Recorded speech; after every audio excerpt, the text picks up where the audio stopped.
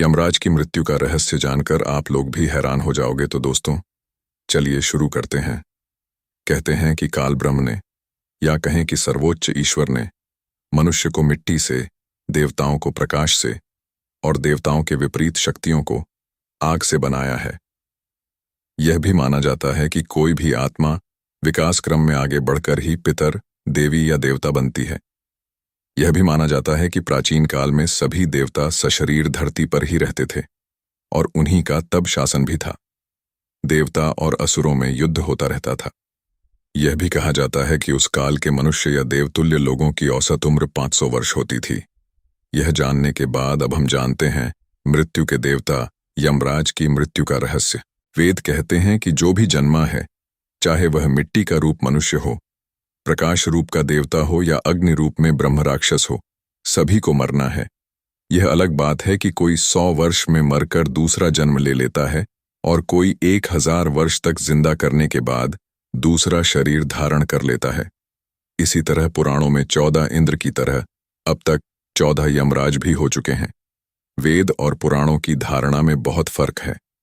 पुराणों के अनुसार बहुत से देवी या देवताओं को सृष्टि संचालन हेतु परमेश्वर ने भिन्न भिन्न कार्यों के लिए नियुक्त कर दिया था या है। जैसे ब्रह्मा सृष्टि करता है तो विष्णु उसके पालन करता और शिव सभी संहारक शक्तियों के स्वामी हैं, अर्थात वे मृत्यु और प्रलय के देवता हैं। हिंदू मानते हैं कि ब्रह्मा हमें इस सृष्टि में लाने वाला है, विष्णु पालने वाला है और शिव ले जाने वाले हैं। इसी तरह इंद्र बारिश, विद्युत और युद्ध को संचालित करते हैं। अग्नि सभी आहुतियों को ले जाने वाले हैं। सूर्यदेव जगत के शुद्ध प्रकाश के अधिपति और समस्त प्राणियों को जीवन दान देने वाले हैं। पवन देव के अधीन रहती है जगत की समस्त वायु। वरुण देव का जल जगत पर शासन है। कुबेर धन के अधिपति और देवताओं के कोषाध्यक्ष हैं। मित्रदेव देव और देवगणों के बीच संपर्क का कार्य करते हैं। कामदेव और रति सृष्टि में समस्त प्रजनन क्रिया के निदेशक हैं। अदिति और दिति को भूत, भविष्य, चेतना तथा उपजाऊपन की देवी माना जाता है। शिवपुत्र गणेश जी को देवगणों का अधिपति नियुक्त किया गया है। वे बुद्धिमत्ता और समृद्धि के देवता हैं। विघ्ननाशक की रिद्धि और सिद्धि नामक 2 पत्नियां हैं। कार्तिकेय वीरता के देव हैं तथा वे देवताओं के सेनापति हैं। नारद देवताओं के आर्षि हैं तथा चिरंजीवी हैं।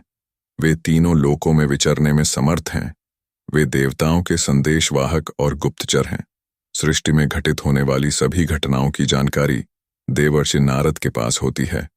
अंत में देवताओं में सबसे शक्तिशाली देव रामदूत हनुमान जी अभी भी सशरीर हैं और उन्हें चिरंजीवी होने का वरदान प्राप्त है।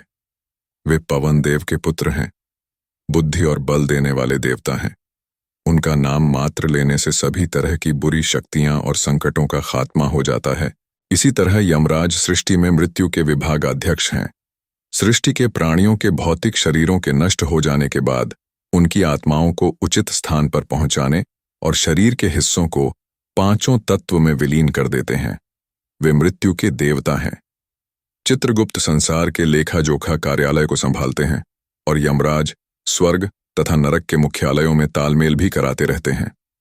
इसके अलावा अर्यमन आदित्यों में से एक हैं और देह छोड़ चुकी आत्माओं के अधिपति हैं, अर्थात पितरों के देव। अब सवाल यह उठता है कि मृत्यु के देवता यमराज की कैसे मौत हो सकती है। तो आओ जानते हैं इस संबंध में एक पौराणिक कथा। इस संबंध में हमें कथा का भिन्न भिन्न वर्णन मिलता है। हम यहाँ प्रस्तुत करते हैं एक वर्णन। संक्षिप्त में कहा जाता है कि प्राचीन काल में कालंजर में शिव भक्त राजा श्वेत राज्य करते थे। वृद्ध होने पर राजा श्वेत पुत्र को राज्य सौंपकर गोदावरी नदी के तट पर एक गुफा में शिवलिंग स्थापित कर शिव की आराधना में लग गए। अब वे राजा श्वेत से महामुनि श्वेत बन गए थे। एक निर्जन गुफा में मुनि ने शिव भक्ति का प्रकाश फैलाया था। श्वेत मुनि को न रोग था न शोक, इसलिए उनकी आयु पूरी हो चुकी है, इसका आभास भी उन्हें नहीं हुआ। उनका सारा ध्यान शिव में लगा था। वे अभय होकर रुद्राध्याय का पाठ कर रहे थे और उनका रोम रोम शिव के स्तवन से प्रतिध्वनित हो रहा था। आयु समाप्त होने के बाद यमदूतों ने मुनि के प्राण लेने के लिए जब गुफा में प्रवेश किया तो गुफा के द्वार पर ही उनके अंग शिथिल हो गए। वे गुफा के द्वार पर ही खड़े होकर श्वेत मुनि की प्रतीक्षा करने लगे। कहते हैं कि जब यमदूत बलपूर्वक श्वेत मुनि को वहां से ले जाने लगे तो वहां श्वेत मुनि की रक्षा के लिए शिव के गण प्रकट हो गए। भैरव ने यमदूत मृत्युदेव पर डंडे से प्रहार कर उन्हें मार दिया। इधर जब मृत्यु का समय निकलने लगा तो चित्रगुप्त ने यमराज पूछा, श्वेत, अब तक यहां क्यों नहीं आया? तुम्हारे दूत भी अभी तक नहीं लौटे हैं। तभी कांपते हुए यमदूतों ने यमराज के पास जाकर सारा हाल सुनाया। मृत्युदेव की मृत्यु का समाचार सुनकर क्रोधित यमराज हाथ में यमदंड लेकर भैंसे पर सवार होकर अपनी सेना चित्रगुप्त आदि व्याधि आदि के साथ वहां पहुंचे। इधर शिवजी के पार्षद पहले से ही वहां खड़े थे।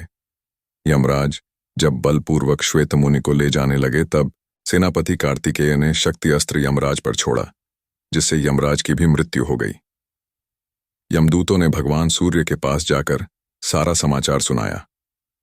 अपने पुत्र की मृत्यु का समाचार सुनकर भगवान सूर्य ब्रह्मा जी व देवताओं के साथ उस स्थान पर आए जहां यमराज अपनी सेना के साथ मरे पड़े थे। तब देवताओं ने भगवान शंकर की स्तुति की। तब भगवान शिव प्रकट हो गए। उनकी जटा में पतित पावनी गंगा रमण कर रही थीं। भुजाओं में फुफकारते हुए सर्पों के कंगन पहन रखे थे। वक्षस्थल पर भुजंग का हार और कर्पूर के समान गौर शरीर पर चिता भस्म का श्रृंगार सुंदर लग रहा था। देवताओं ने कहा, भगवान, यमराज सूर्य के पुत्र हैं।